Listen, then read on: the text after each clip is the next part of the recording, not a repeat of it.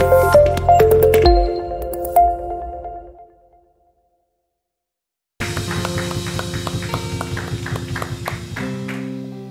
po ang Panginoon sa umagang ito. Buksan po natin ang ating Biblia sa aklat po ng 1, chapter 4, pamula po verse 20 hanggang 23.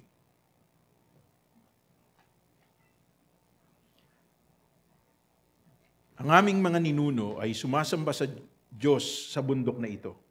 Pero kayong mga Hudyo ay nagsasabi na sa Jerusalem lang dapat sumamba ang mga tao. Sinabi ni Jesus sa kanya, "Maniwala ka sa akin. Darating ang panahon na hindi na kayo sasamba sa Ama sa bundok na ito o sa Jerusalem. Kayo na mga Samaritano ay hindi nakakakilala sa sinasamba ninyo. Ngunit kilala naming mga Hudyo ang aming sinasamba.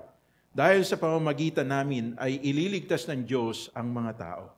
Tandaan mo, darating ang panahon at narito na nga na ang mga tunay na sumasamba ay sasamba sa Ama, sa Espiritu at katotohanan. Ganito ang uri ng mga sumasamba na hinahanap ng Ama."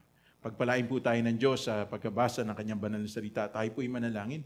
Ama naming Diyos, pinupuri, dinadakila at sinasamba po namin kayo. Sa umagang ito, sa pribileyo na kami ay tinipon ninyo upang sa inyo ay sumamba sa Espiritu at katotohanan.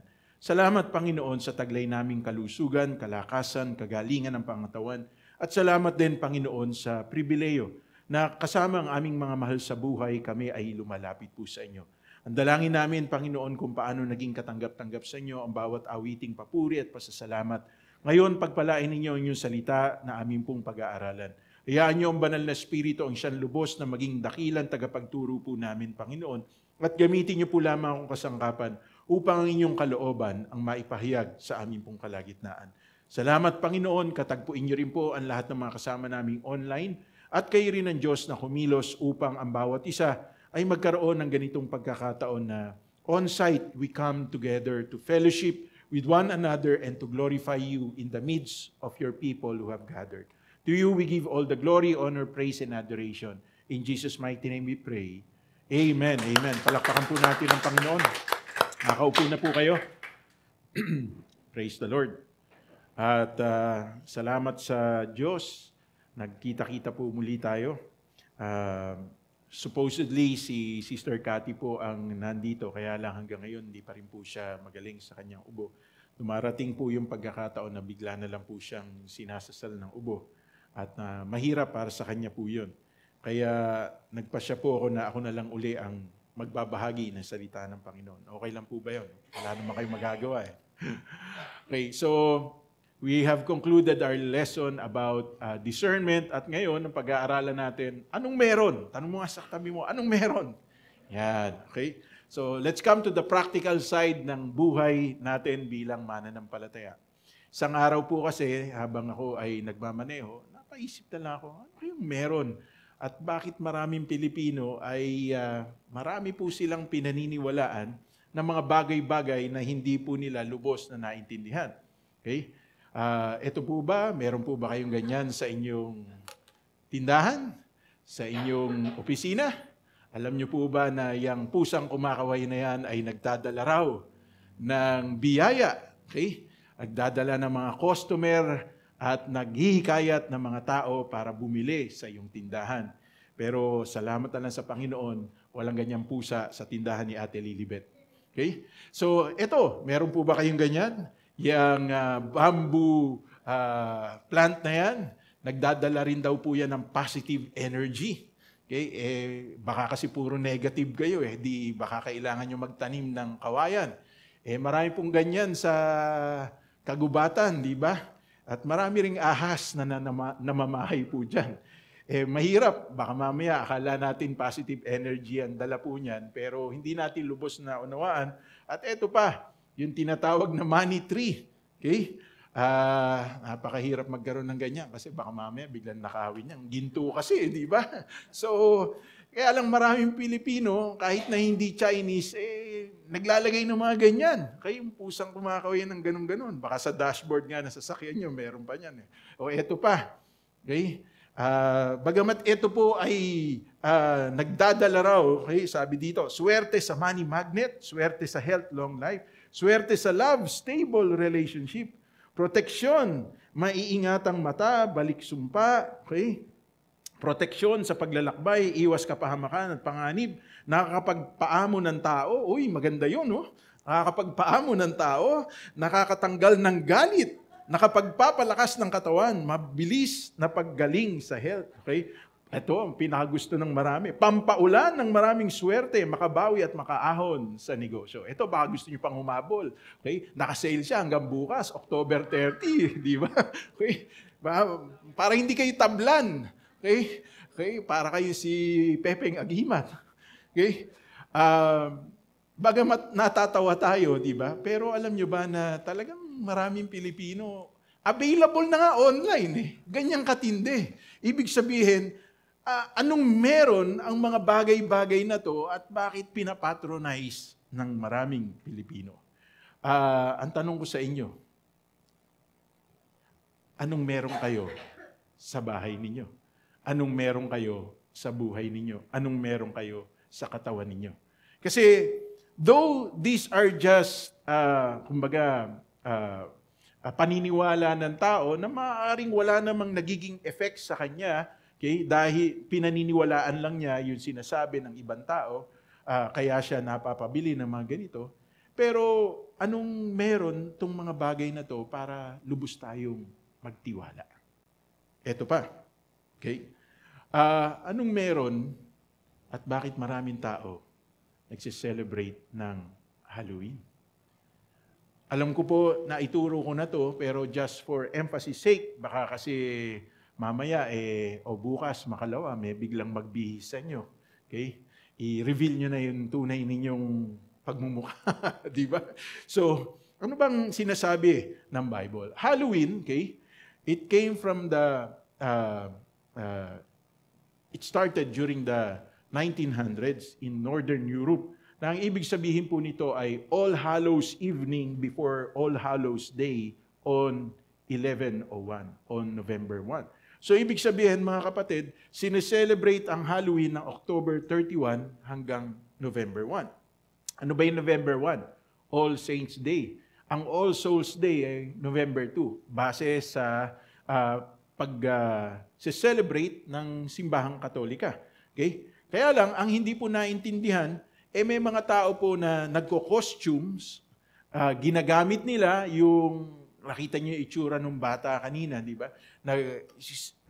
Binibigyan nila ng ganong itsura, yung iba nga, di ba, talagang namamagnify pa yung mga horrific images dahil sa paniniwala ng mga nagpa-practice nito na nag-start sa Celtic group of people na yung gabi, na kung saan ay hallow, ay naglalakbay daw po ang mga kaluluwa.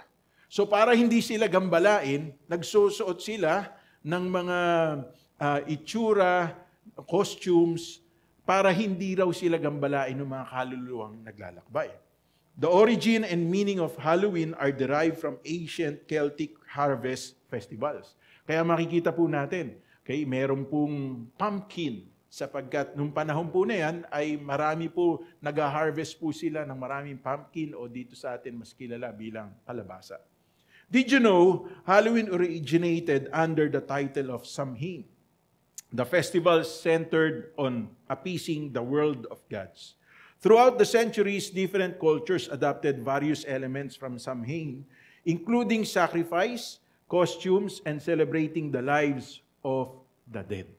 So, makikita natin, mga kapatid, yung mga tao nagpa-practice nito, naniniwala kasi sila na malalayo sila sa gawa ng kapahamakan pag ito ay kanilang ginawa. Ang hindi natin alam, nag-i-inflict po ito ng curse sa buhay ng mga taong gumagawa nito. In Leviticus chapter 19, sinabi na salita ng Panginoon, huwag kayong makikilahok sa anumang divination practices. No, ako po ay missionary pa. Bumibiyahe po ako from Dumaguete. Pupunta po kami ng yung maliit na island na nando doon. Ano nga ba yun? Basta yung, hindi Sorsogon, hindi rin Surigao. Okay, basta yung maliit na island na nando doon. Okay, na kung saan Nagpupunta rin din yung, hindi rin Siargao. Okay? Basta nagpupunta, among the Visayas po yun. Nagpupunta, nawala sa isip ko. Kanina nasa isip ko eh. May mga kasabay akong mga Germans. May mga kasabay akong mga Europeans. That was the last week of October. Okay? So, sabi ko, dun sa nagbabangka, sabi ko, marami palang turista nagpupunta rito. Opo. Nagpapalipas po sila dito ng Halloween. Sapagkat every October 31, merong pong pagtitipon na ginagawa dun sa taas. At doon ay merong ritual na ginagawa. So, sila raw po yung mga nagpa-practice ng astronomy at sila rin po yung nagpa-practice po ng witchcraft. Okay? So, ganun ba? Kaya pala nung nandoon kami sa island po na yun, 3 lang yung Christian church na nandoon. Okay? Tatlo yung Christian church, hindi pa nagkakaisa. So you could imagine yung kilos ng masamang espiritu dun sa lugar na yun. Now, ba't ko po ito kinikwento sa atin? Kasi baka mamaya yung school na pinag-aaralan ng anak natin, yung pupuntahan nating mga lugar, okay, ay nagpa-practice ng mga ganito at okay lang sa atin na payagan natin yung mga anak natin na gawin yan. Doon sa school ng anak ko, explicitly sinabi ko po doon sa teacher about 2 years ago. Sabi ko, I'm sorry po, hindi po kami naniniwala sa practice ng Halloween. Kaya hindi ko po ipagko-costume yung mga anak. Okay po. Ano po ba kayo? Sabay ganun tanong di ba? Di pag kakataon ko nang sabihin na kami po ay born-again Christians.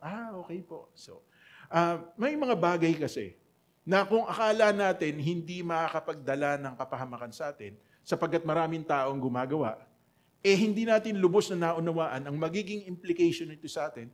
So, papayagan po natin tayo at ang ating mga anak na gawin yun.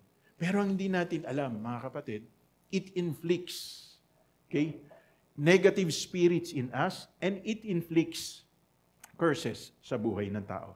Kaya ano sabi ng salita ng Panginoon? Sa Hosea chapter 4 verse 6-8, napapahamak ang aking mamamayan dahil kulang ang kaalaman nila tungkol sa akin.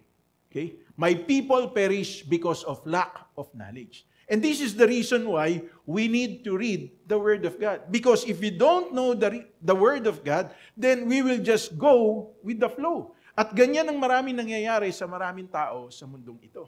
Okay? Hindi natin napapansin, marami po ang napapahamak. Kaya ang tanong, anong meron sa Bible? Ito yung dapat natin pagtuunan natin ng pansin. Okay? Unang-una na dapat nating matutunan, ang Bible po ay nagbibigay po sa atin ng katotohanan. Okay? Sabi ng salita ng Panginoon sa 1 chapter 8 verse 32, malalaman ninyo ang katotohanan at ang katotohanan ang magpapalaya sa inyo. And you shall know the truth and the truth shall set you free. So imagine ang Panginoong Jesucristo, naroroon po siya sa lugar ng Samaria na hindi naman po talaga pinupuntahan ng mga Hudyo. Kaya lang, kailangan dumaan ni Jesus doon para mas mapabilis yung kanilang pagpunta sa Jerusalem. At sa kanilang pagdaan po ron, normally iikot po silang ganun sa Judean desert. Pero dumaan po sila na Samaria para mas mapabilis yung kanilang paglalakbay. Pero ako po naniniwala, dumaan po sila ron specifically because Jesus has a purpose. And what is that purpose? Kinatagpo po niya yung babaeng Samaritana. Habang naroroon po sila, sabi ng mga alagad, bibili sila ng pagkain. At naiwan si Jesus doon po sa balon kung saan tanghaling tapat may babaeng Samaritana na pumunta ron para umigib ng tubig. At ang sabi ng Panginoon sa kanya, maaari ba akong makainom? Sabi ng babae, kayo po'y Hudyo, ako'y isang Samaritana. Wala pong ugnayan ng Hudyo at Samaritana sa isa't isa. Okay? Sabi ng Panginoon, kung nalalaman mo lamang kung sino ang humihingi sa iyo ng tubig, hindi ka na iigib pa sapagkat siya ang nagbibigay ng tubig ng buhay.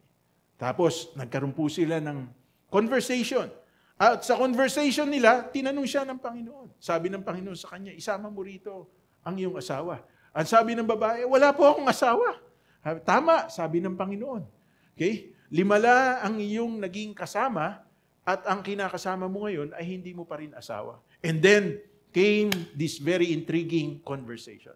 biglang sinabi po ng babaeng Samaritana, kayo po ay isang propeta.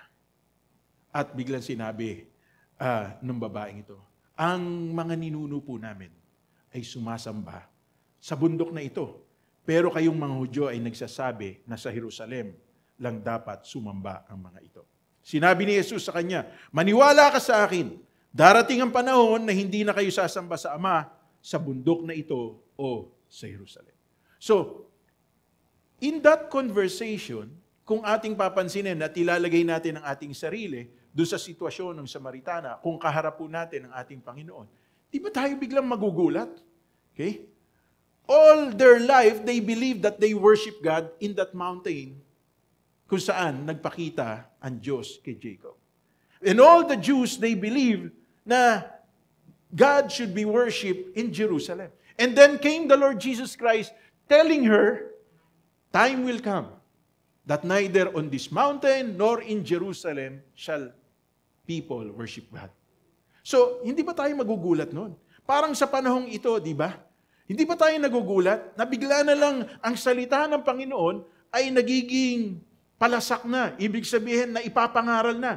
Samantalang noon, sabihin na natin mga 30 years ago, 40 or 50 years ago, hindi maraming tao ang nakakahawak ng Bible. Hindi maraming tao ang nakakapagbasa ng Bible. At hindi rin maraming nangangaral ang nagtuturo ng Bible.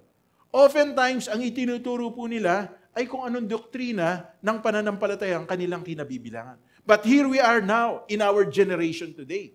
Sa panahon pong ito, the Word of God is explicitly shared by so many people.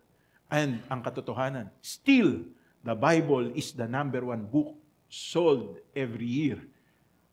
Simula po ng limbagin ng Bible sa buong mundo. Taon-taon, Bible pa rin ang pinaka-number one na libro na nailalathala at naibebenta sa buong mundo. Bakit? Sapagkat ang gusto ng Panginoon, mabuksan tayo sa katotohanan. Ito ang tanong. Sa ating pong kinalalagyan ngayon, dito na lang sa kwarto na to, dito na lang sa lugar na to, how many of us reads the Bible? Baka every Sunday lang natin napapakinggan ang salita ng Panginoon. Baka kapag karam po, kinakailangan po nating magbasa ng Bible, doon lang tayo nagbabasa. Pero how many of us truly read the Word of God? Kung gusto po nating malaman ng katotohanan, we must read God's Word every day. Kung ayaw po nating maligaw, kung ayaw po natin na tayo mapahamak, hayaan po natin ang katotohanan ng salita ng Diyos ang siyang magbigay kaliwanagan sa atin. Anong meron sa Bible? Katotohanan. Pangalawa, anong meron sa Bible? Nagbibigay po ito ng kalayaan sa atin. Bakit kalayaan?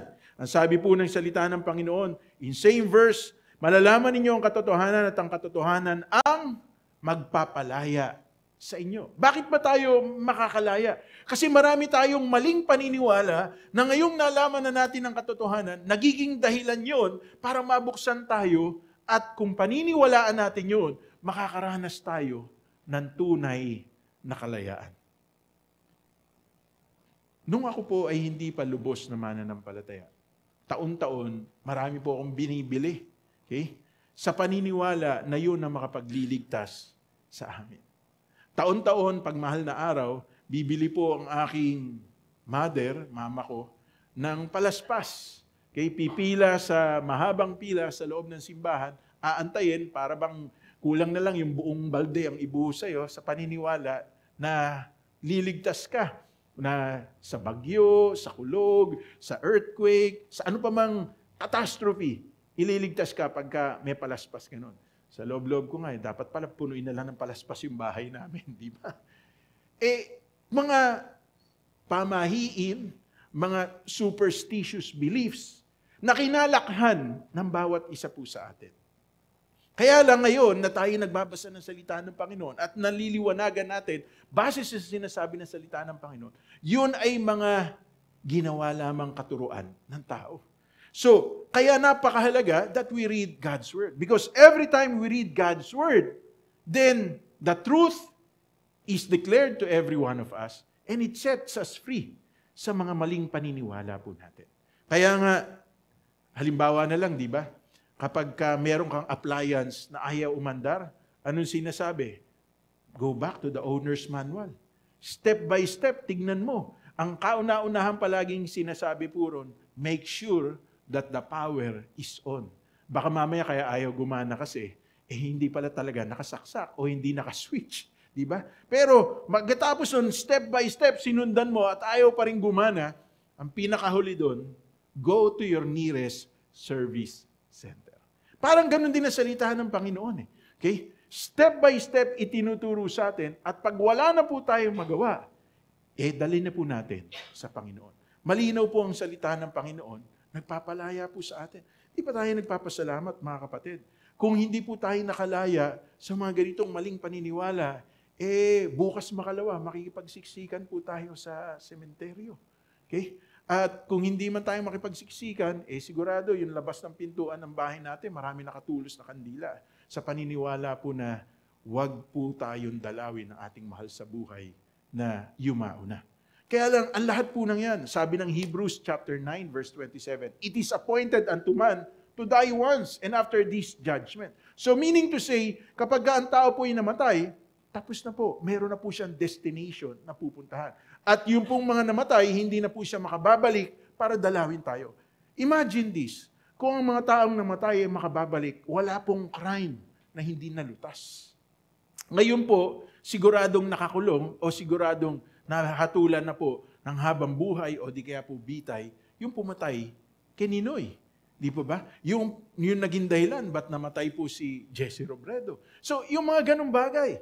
Okay? Kaya lang ang malinaw na sinasabi ng Bible, pag ang tao namatay, hindi na po siya makababalik. Kaya, settled na po tayo doon. Laya na po tayo doon sa ganong paniniwala dapat. Pangatlo, okay? Dito, katulad nito, sabi rito, ang aming mga ninuno ay sumasamba sa Diyos sa bundok na ito. Pero kayong mga Hudyo ay nagsasabi sa Jerusalem lang dapat sumamba ang mga tao. Sinabi ni Jesus sa kanya, maniwala ka sa akin. Darating ang panahon na hindi na kayo sasamba sa Ama sa bundok na ito o sa Jerusalem. So, in order for us to be set free, we must first believe. Kasi maraming pagkakataon na, halimbawa ako po, nakapakinig ako ng salita ng Panginoon. I was 14 years old. Okay? Alam ko totoo yun, pero hindi ako naniwala Paano ako maniniwala? Yung unang tao na nag-share sa akin ng salita ng Panginoon, naninigarilyo at may bisyo. So parang para sa akin, you talk about God, but yet you're not living your life according to what you talk, according to what you preach. So parang hindi po ako naniwala. Until one night, kinatagpo po ako ng Panginoon. Bakit? Because that was the kairos, the appointed time of God. So, simula po noon, naniwala ako, simula po noon, nagkaroon ng pagbabago ang buhay ko. Parang katulad po nito, sinasabi ng Panginoong Jesucristo dun sa babae, maniwala ka. Kasi pagka naniwala ka, makakalaya ka, at yun ang magiging dahilan para tunay mong masamba ang Diyos sa Espiritu at katotohanan. Mga kapatid, we need not go to church, katulad ng ginagawa po natin. We need not go to Israel, to Jerusalem, to pray. Hindi. Because right where we are, we can experience God if we truly believe and call upon Him in faith. Kung buong pananampalataya tayo makikilala po sa Kanya. Kaya, napakahalaga na maniwala po tayo. Sapagkat, anong meron sa Bible? Pinapalaya po tayo sa mga nakagisnan po nating paniniwala. Pangatlo, na napakalinaw na sinasabi ng salita ng Panginoon. Anong meron sa Bible? Kaligtasan. Malinaw na sinasabi ng 1 chapter 3 verse 16 to 17, sapagkat gayon na lamang ang pag-ibig ng Diyos sa sangkatauhan, kaya't ibinigay niya ang kanyang kaisa-isang anak upang ang sino man sumampalataya sa kanya ay hindi mapahama kundi magkaroon ng buhay na walang hanggan. Isinugo ng Diyos ang kanyang anak, hindi upang hatulang maparusahan ng mga tao, kundi upang iligtas ang mga ito sa pamamagitan niya. So never should we forget this. Salvation can only be found in Jesus Christ. Acts chapter 4 verse 12 says, there is no name under heaven by which man was given except the name of the Lord Jesus Christ. So, hindi sa pamamagitan ng sinumang santo, hindi sa pamamagitan ng anumang simbahan, hindi sa pamamagitan ng mabuting gawa, kundi sa pamamagitan lamang ni Kristo, makakamit po natin ang kaligtasan. Malinaw na sinasabi, okay? Hindi tayo hahatulang maparusahan. Kaya lang, look at it this way. Meron pong tinatawag po na factual salvation. Base sa sinasabi ng salita ng Panginoon. It is a fact na kapag tinanggap natin si Jesus sa ating buhay, ay ligtas na po tayo. Kaya lang, yung pong pamumuhay po natin dito sa mundong ito, dapat makita yung fruit of salvation. Kaya dapat may pagbabago sa buhay natin. Based on the Word of God, the fact is, we accepted Jesus, we are saved. Kaya lang, yung fruit of our salvation, it remains to be seen. Kaya dapat may pagbabago sa atin. Pagbabago sa takbo ng ating pag-iisip, pagbabago sa ating pananalita, pagbabago sa ating pong mga ginagawa. Sapagkat yun ang nagpapatunay na tayo po ay iniligtas ng Diyos. Kaya, ask yourself, ano ba ang nakikita po nating pagbabagong ginawa ng Diyos sa buhay natin? Totoo bang may pagbabago? O kaya lang tayo nagbabago sapagkat ayaw nating mapulaan tayo dahil sinasabi natin tayo mananampalataya. Sabi ng salita ng Panginoon sa 1 chapter 4 verse 22 to 23, kayo ng mga Samaritano ay hindi nakakilala sa sinasamba ninyo. Ngunit kilala naming mga Hudyo ang aming sinasamba dahil sa pamamagitan namin ay iniligtas ng Diyos ang mga tao. Tandaan mo, darating ang panahon at narito na nga na ang mga tunay na sumasamba ay sasamba sa Ama, sa Espiritu at katotohanan. Ganito ang uri ng mga sumasamba na hinahanap ng Ama. Imagine Jesus, blatantly, okay, straightforward, sinasabi doon sa Samaritana, hindi nyo kilala ang Diyos nyo.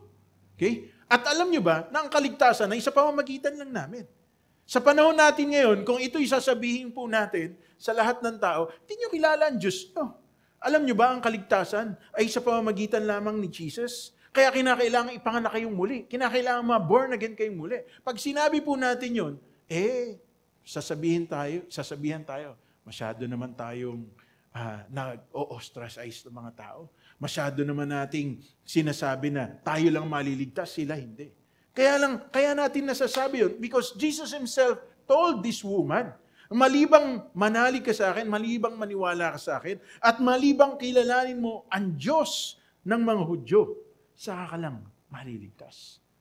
Alam po ninyo mga kapatid, napakahirap. Napakahirap.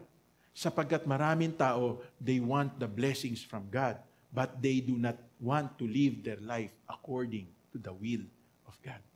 Meron po akong kasama dati sa missions. Nag-message po sa akin. Sabi niya, Pastor, dami niyang litanya. Siguro mga 3 frames yung kanyang message sa akin. Sabi ko sa kanya, sagot ko lang. Sabi ko, alam mo, Brad, God's Word says, we must live our life according to God's will. Yung kasi ang sabi ng salita ng Panginoon. In Matthew chapter 7, verse 21 to 22, in these last days, many shall call unto me, Lord, Lord, have we not prophesied in your name? Have we not laid hands on the sick, and the sick shall recover? And have we not done miracles in your name? Pero ano sabi ng salita ng Panginoon sa verse 22? Away from me, you workers of iniquity, because only them who does the will of the Father shall enter into His kingdom. So let us ask ourselves, baka we profess that we are Christians, we profess that we are doing the will of God, pero ang totoo, hindi naman. Kaya malinaw na sinasabi ng salita ng Panginoon Tandaan natin, darating ang panahon at narito na. Okay? Alam nyo ba, with everything that is happening right now in Israel, okay, nag-escalate po. Ngayon, yung mga missiles, kagabi, nakatanggap po ako ng update 11:30 ng gabi, 6:30 ng hapon sa Israel. Yung missile hanggang Tel Aviv na po umaabot.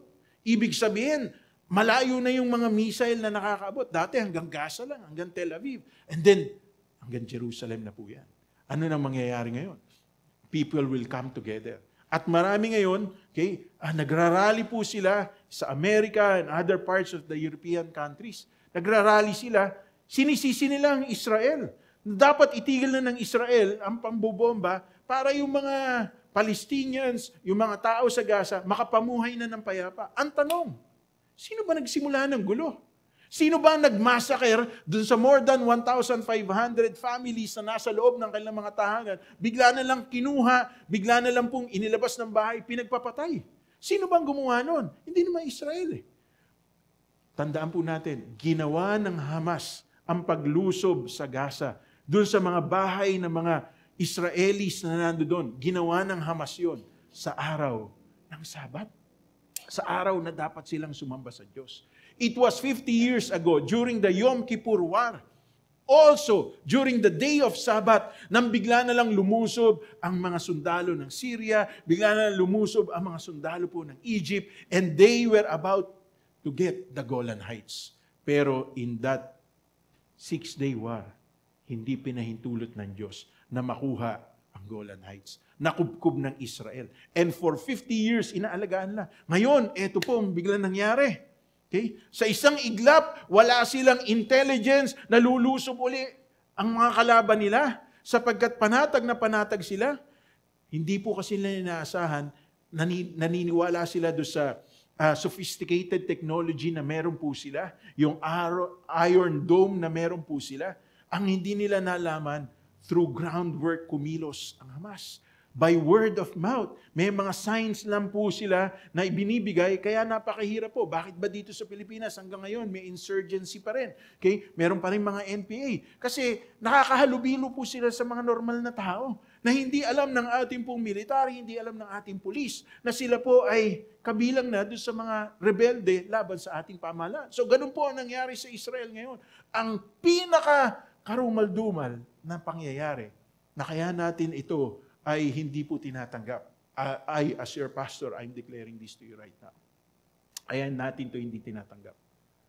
Look at what this terrorist group, Hamas, are doing sa mga Israelis. Okay? Hindi po humane yung kanilang ginagawa. Pinapatay po nila yung elderly, yung buntes, bibiyakin nila yung tiyan, papatayin nila yung nanay, papatayin nila yung anak. Sanggol, pupugutan ng ulo. Makatao ba yun? Okay? Those are evil influences. Bakit po ganun? Because from the very beginning, Satan is against the nation of Israel.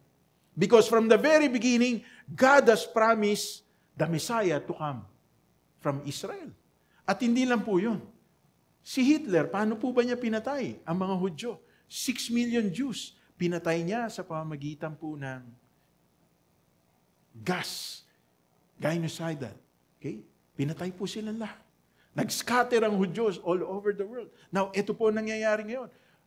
People all over the world are against Israel. Sino magtatanggol sa kanila? Kaya tayo, may responsibility tayo, not just to pray, but to even love them, to assure them. Imagine, nasa balita po kahapon, okay?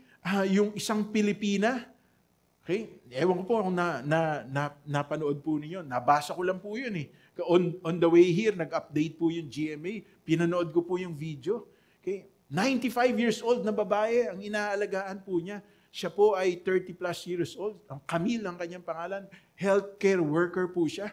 Bigla na lang pinasok ng Hamas yung kanilang bahay no October 7 para hindi po saktan yung kanyang inaalagaan at para hindi siya saktan. Yung sarili niyang ipon na pera, ibinigay po niya dun sa Hamas.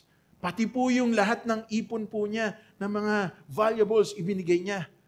At iniwan po sila ng Hamas. Nung wala nang makita dun sa loob ng bahay, umalis na po. At buti na lang may sumaklolong Israeli police sa kanila.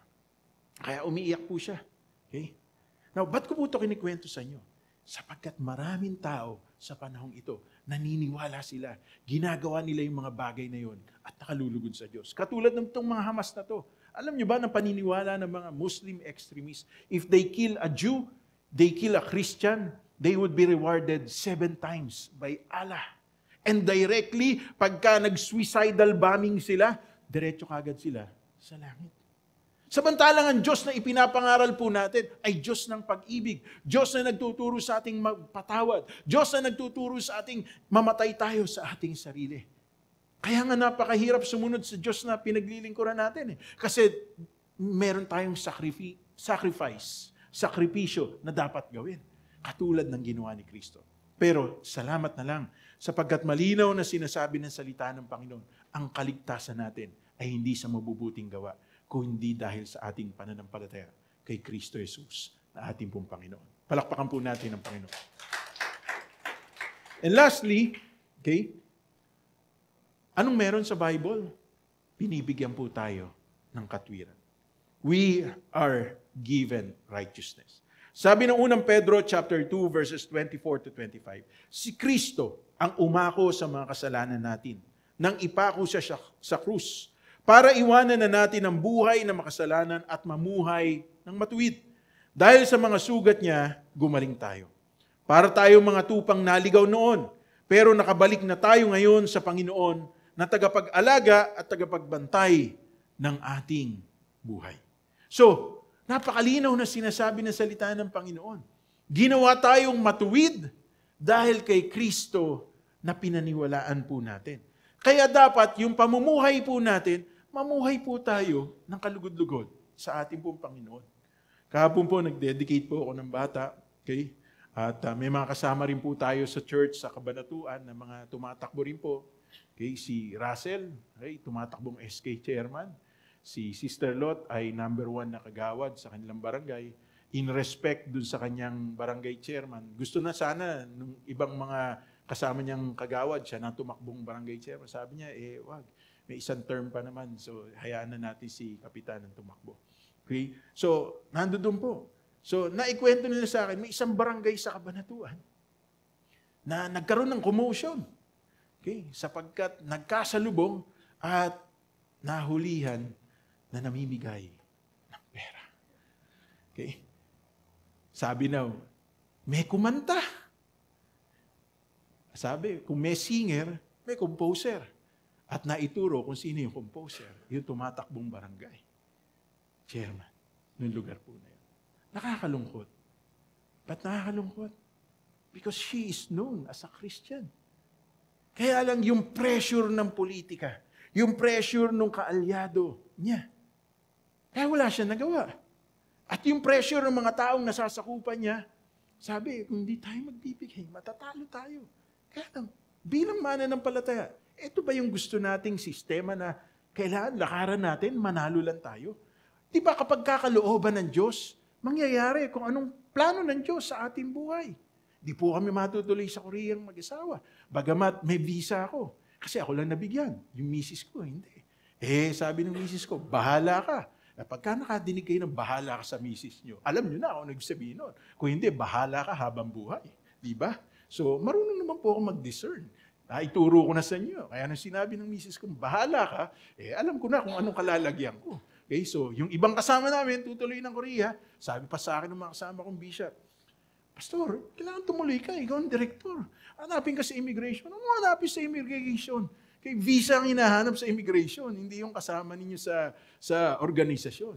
Okay, talagang pinipilit nila ako, pero explicitly sinabi ko na, sorry po, salamat po sa offer, pero hindi po ako sasama, Gob and Ma'am Cherry. So, ba't ko po ito kinikwento?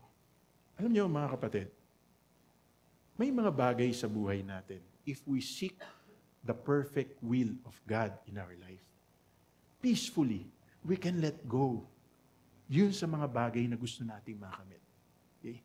Kasi, alam natin, may mas mabuting plano ang Diyos sa buhay natin. Of course, we do everything we can. Okay? Require ba naman kami mag-submit ng bank certificate? Di syempre, nag-submit ako ng bank certificate. Pagkatapos, ni-require din yung misis ko mag-submit ng bank certificate. Di syempre, inilipat ko lang yung nasa akin doon sa misis ko. Okay? Siguro napansin ng embassy yun . Okay? May biglang deposit na ganun. O kaya ako lang nabigyan ng visa. Kaya lang mga kapatid, ganun talaga, hindi will ni Lord. Pero mas maganda ang plano ng Diyos sa buhay ng bawat isa sa atin. At ba't ko po ito kinikwento sa inyo? Kasi kung matutuloy po kami hanggang ngayon, uubos si Cathy. Baka mamaya hanggang airport lang kami. Kasi baka mamaya pagdating doon, ubos siya ng ubo, di sasabihin, oops, okay, you have to be isolated. Baka gumastos pa kami ng malaki ron. Bagamat malaki na nagagastos ko, tulang linggo na to sa gamot po nila. Pero salamat pa rin sa Panginoon. Now, sinasabi ko po sa inyo itong mga bagay na to, mga kapatid, sapagkat gusto kong maunawaan natin. If we seek the perfect will of God in our lives, then God's righteousness would manifest in our lives. What matters most is, ano ba sabi ng salita ng Panginoon? Kung mapagkakatiwalaan tayo sa maliit, pagkakatiwalaan tayo sa malaki. Na ang ibig sabihin, mga kapatid, bagamat meron tayong gustong mangyari sa ating buhay, kailangan gawin natin yun ng may buong puso, ng may buong katapatan, ng may buong kasigasigan. Pero kung hindi ipagkaloob sa atin, at least we did our best. We did what was necessary in order for us to obtain kung ano yung bagay na gusto nating makamit. Kaya alam mo, hindi ipinagkaloob. Salamat pa rin sa Panginoon sapagkat mayroong dakilang plano ang Diyos sa buhay po natin. Paano kung nakilahok tayo sa sistema ng mundong ito? And then we come face to face with God. Or we come face to face with the members of our family. Or we come face to face with the people na nakakilala sa atin. Alam nila may ginawa tayo na hindi tama. Hindi lang sa pagtakbo, sa anumang political position, kundi maging sa negosyo, maging sa pag-aaral, maging sa lahat ng bagay na ginagawa natin. If we did something wrong, then we are not righteous. Tandaan natin, kalooban ng Diyos, mamuhay tayo ng may buong katwiran. Sabi ng salita ng Panginoon, and I end with this, kayo na mga Samaritano ay hindi nakakilala sa sinasamba ninyo. Kilala ba natin talaga ang Diyos na sinasamba natin? Ang sabi ng salita ng Panginoon, dahil sa pamamagitan namin ay ililigtas ng Diyos ang mga tao. Makikita ba ng mga tao nasa paligid natin na ang Diyos na ating sinasamba ay Diyos na nagliligtas? What makes us different from them? Is there a distinction in our life from their lives? Yes, we want them to come to God. But yung buhay ba natin is an example for them to be brought to God? Ito bang buhay na meron tayo, nagsisilbing mabuting halimbawa, kaya natin sila nahihikayat sa Panginoon? Meron pong isang teacher, si Miko. Sabi sa kanya, kilala ko daddy mo eh. Pastor ang daddy mo. Nagulat din ako. Paano niya ako kilala? At tinignan ko, friend nga kami sa Facebook. Hindi ko alam. Okay? Kung paano ko siya naging friend. Pero, yun na, nagiging famous na. Nagiging popular na, di ba? Kaya, kailangan mag-ingat. Kasi may mga tao na palang nakakapansin sa atin. So, kung hindi natin ipinapamuhay ang ating buhay na kalugod-lugod sa Panginoon, kung walang katwiran ng Diyos sa ating buhay, anong magiging example natin sa mga taong nakapaligid sa atin? In summary, sa pag-aaral po natin, anong meron? Okay? Sa sanlibutan, ito po ang meron. Pagkakamali, pagkalungkot, pag-aalinlangan, pagkaligaw. Pero anong meron sa Bible? Katotohanan, kalayaan, kaligtasan, at katwiran. It is up to us. Though most of us who are here right now have accepted the Lord Jesus Christ. But it is up to us to continually discover the truth, to continually discover the peace na ibinibigay ng Diyos sa atin, to continually live the salvation that God has given us, and to continually live our life in righteousness. Ito po, in conclusion, anong meron kang maling paniniwala na handa mo nang itama? Anong meron ka sa iyong pananampalataya na handa mong ipaglaban? Anong paninindigan meron ka sa katwirang iyong tinanggap mula sa Diyos? Mga kapatid, tandaan po natin, all of us will come face to face with God. Lahat po tayo, harap tayo sa Panginoon. Kaya, kinakailangan, ngayon pa lang, iayos po natin ang ating buhay. I can go on and preach to you God's Word. I can go on and teach to you many things. Pero, ang kaligtasan kasi, individual. Though I pray for my wife, my children, though I pray for every one of you, but still, salvation is individual. Kaya, yun lahat ng ino-offer ng salita ng Diyos, dapat mga kapatid, ito po ay pakinabangan natin. Hinayang na hinayang po yung misis ko.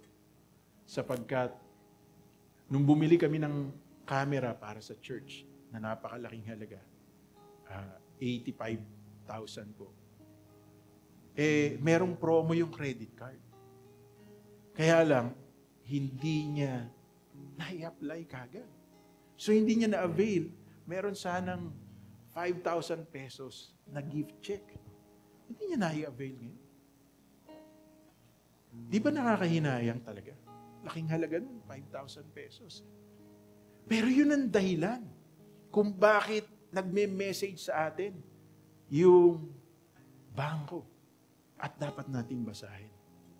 Yun ang dahilan kung bakit ang salita ng Diyos pinipreach sa atin. Ang salita ng Diyos dapat nating basahin. Sapagkat laging may ino-offer ang salita ng Panginoon sa atin na pwede nating pakinabangan. Yun ang meron ang salita ng Diyos. But if we don't read God's Word, if we don't study God's Word, if we don't hear God's Word, then we will rely on our own understanding. And then suddenly, ano sabi ng Bible?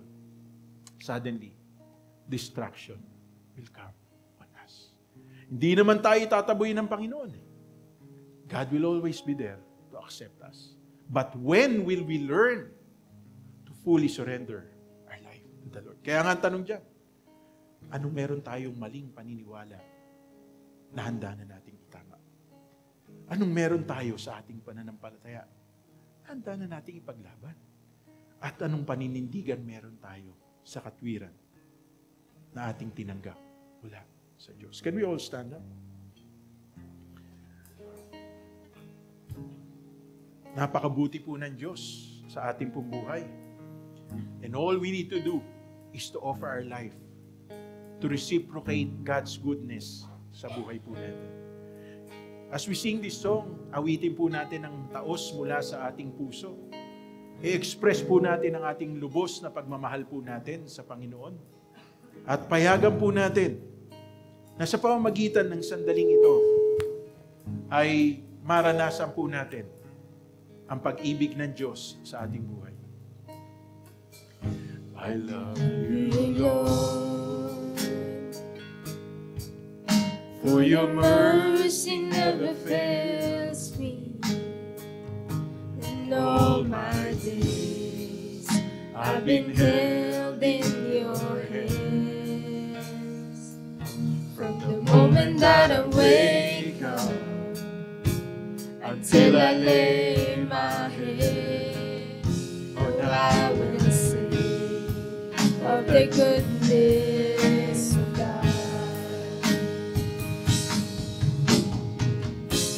And all my life you have been faithful, and all my life you have been so good. With every breath that I am able, oh, I will sing of the goodness of God. I love your voice. I love your voice. You have led me through the fire in darkest night. You are close like no other. I've known you as a father, I've known you as a friend, and I have lived in the goodness of God. All my life you have been faithful. Come on, let's declare it. And all my life you have been so good. With every breath that I am made, oh, I will sing of the goodness of God.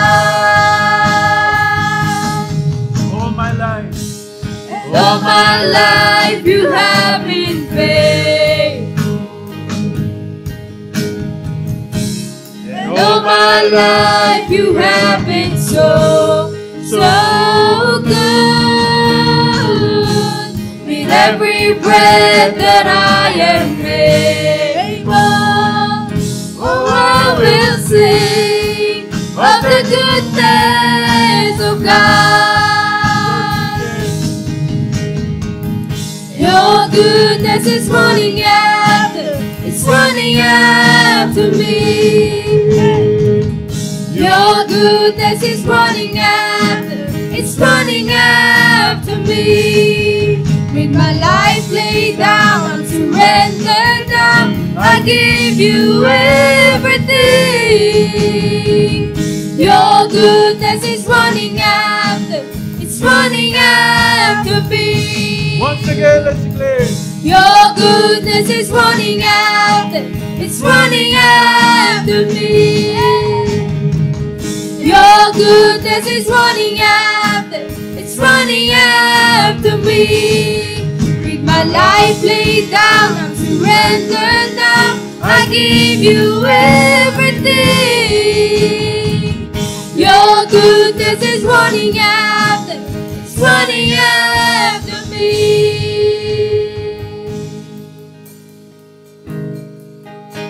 Huwag natin kalilimutan, ang kabutihan ng Diyos kailanman ay hindi nagmaliw sa atin. At ngayong umagang ito, merong biyayang nakalaan ng Diyos sa bawat isa sa atin. At ngayon ang tamang sandali para payagan natin na ang Diyos ay lubos na mangusap sa atin. Sa pagkakataong ito, I want you to call on the name of the Lord right now.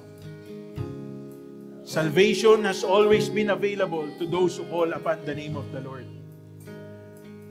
The righteousness of God is always available. The peace of God is always available. And the joy of the Lord is always available. Pero ngayon, ang tamang sandali para tayo ay lumapit sa Panginoon at payagan natin na makamit natin ang kanyang kabutihan, katapatan at biyaya sa ating buhay.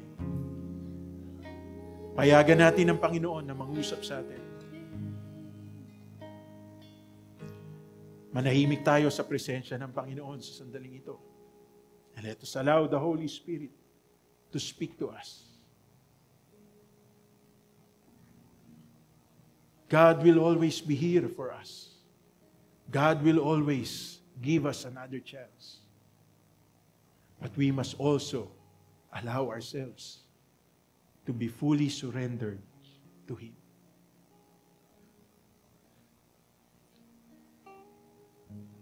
Ama naming Diyos,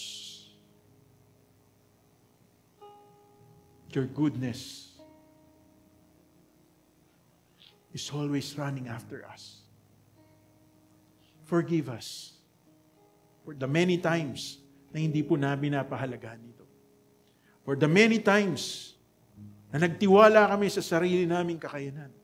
Na nagtiwala kami sa sarili po namin diskarte. Forgive us also for the many times na mas pinaniwalaan namin ang sinasabi ng tao kesa sa sinasabi ninyo sa aming buhay. What we have studied today is just very basic. Pero sa kabila ng katotohanan ito, we fall short of your glory. But we thank you because your goodness is always running after us. Kaya ngayong umagang ito, we lay down our lives to you. We surrender ourselves to you. We allow your will to manifest sa buhay po namin. Sapagkat mas alam ninyo kung anong mabuti para sa amin. We were nothing before at wala rin po kaming maipagmamalaki, Panginoon. Kahit na anong meron kami ngayon. Sapagkat ang lahat ng yan ay dahil sa inyong kabutihan sa aming buhay. Everything in this world can be promised to us. Just like how Satan promised the Lord Jesus. If he will kneel down, all the kingdoms of this world can be given to him. Pero salamat sapagkat sinabi ng Panginoon, nasusulat, tanging ang Panginoon Diyos mo lamang ang dapat sambahin. Today, we choose to worship you. Today, we choose to lay down our life to you. Today, we choose to exchange all our dreams, all our hopes, all our aspirations, O God. We choose to come before you. You know what is best for us. So we ask for your perfect will to be manifested in our life. Salamat po, Panginoon. Salamat. Now I pray, tulungan niyo po kami. Panampalatayanan kayo ng lubusan. Kayo ang umakay sa amin sa landas ng katwiran upang makapamuhay kami ng may kabanalan. Kayo rin ang Diyos na magturo sa amin upang sa pamamagitan ng katotohanan ito na aming tinanggap ay maibahagi rin po namin sa mga taong nakapaligid sa amin at walang ibang tunay na maluwalhati sa aming buhay kundi kayo lamang. Lord, I pray for all my brothers and my sisters. I pray specifically for Brother Bien. I pray for Sister Lot. I pray kay Russell at sa iba pa, Panginoon, na mga kay JJ, Panginoon, na tumatakbo rin po. Salamat, Panginoon, because you had given in their hearts the desire to serve the people in our community. Kung ito po'y makabubuti sa kanila at magiging kasangkapan nyo sila para ang inyong kalooban ay mangyari sa community na kinabibilangan ng bawat isa. Kayo po ang Diyos na magpanalo sa kanila. Ngunit kung hindi naman, Panginoon, sapagkat kayo lang nakakaalam ng hinaharap, kayo lang nakakaalam ng mga bagay na mangyayari, Panginoon, dinadalangin din po namin, then open a better door of opportunity for every one of them. Salamat, Panginoon, because you know what's best for your children. And today, let your love fill our heart. Let your goodness be manifested in our lives. And let your peace that surpasses all understanding be upon all of us. Cover us all with the precious blood of the Lord Jesus and send your angels to watch and protect us. At dalangin po namin, Panginoon, kayo ang Diyos na maluwalhati sa buhay po namin. Tanggapin po natin ang pagpapala ng Diyos. The Lord bless you and keep you. The Lord make His face to shine upon you and be gracious to you. The Lord lift up His countenance upon you and give you His peace. In Jesus' mighty name we pray. Amen. Amen. Hallelujah. Purihin po ang Diyos. Salamat po sa inyong pagsama sa amin. Join us again next Sunday as we continue worshiping the Lord in spirit and in truth. God bless you po.